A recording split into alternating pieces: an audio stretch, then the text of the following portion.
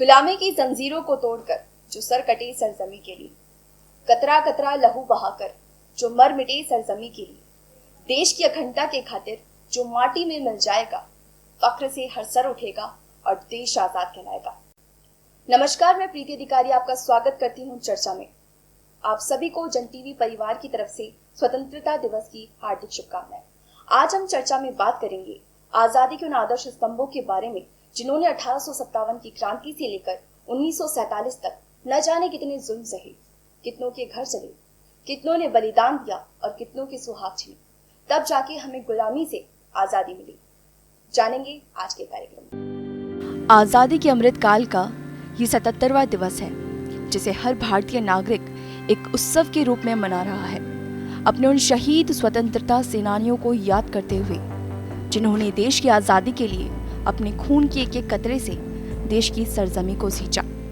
वहीं बात करें इतिहास की तो 1857 की क्रांति ही आजादी की लड़ाई की वो पहली शुरुआत बनी, जो मंगल पांडे के नेतृत्व में हुई, जिसे अंग्रेजी शासकों द्वारा बड़ी बेरहमी से कुचल दिया गया।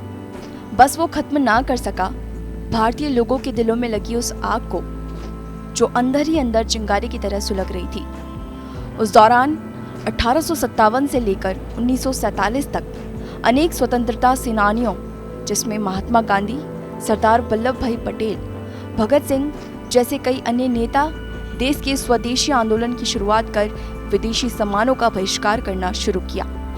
हर छोटे बड़े विद्रोह और आंदोलन में जन सैलाब को इकट्ठा कर भारत में ब्रिटिश शासन को खत्म करने की मांग की गई। आप लोगों को वो नारा तो याद ही होगा कि तुम मुझे खून दो, मैं तुम्हें आज़ादी दूंगा, जो सुभाष चंद्र बोस द्वारा भारतीय लोगों की एकजुटता की मिसाल बनी और स्थापना हुई भारतीय हिंद फौज की, जिसके बाद हमारे कई वीर जवानों के बलिदान स्वरूप 15 अगस्त 1947 को भारत के पहले प्रधानमंत्री जवाहरलाल नेहरू ने दिल्ली के लाल किले पर राष्ट्रीय ध्वज फहराया और तभी से आधिकारिक तौर पर भारत को एक स्वतंत्र राष्ट्र घोषित किया गया और भारत पूरी तरह से आजाद कहलाया।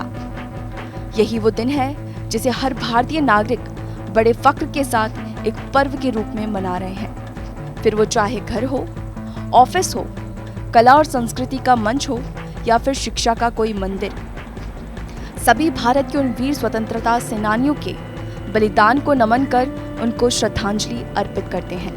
तो आज हमने चर्चा में बात करी आजादी के उन आदर्श स्तंभों के बारे में जिनका बलिदान देश की आजादी का प्रतीक माना जाता है, और हम ये आशा करते हैं कि उन्हीं के नक्शे कदम पर चलकर हम देश की अखंडता और एकता को मजबूत बनाए रखेंगे और इसी प्रकार देश को गौरवान्वित करेंगे। एक बार फिर से आप सभी को स्वतंत्रता दिवस की हार्दिक शुभकामनाएं।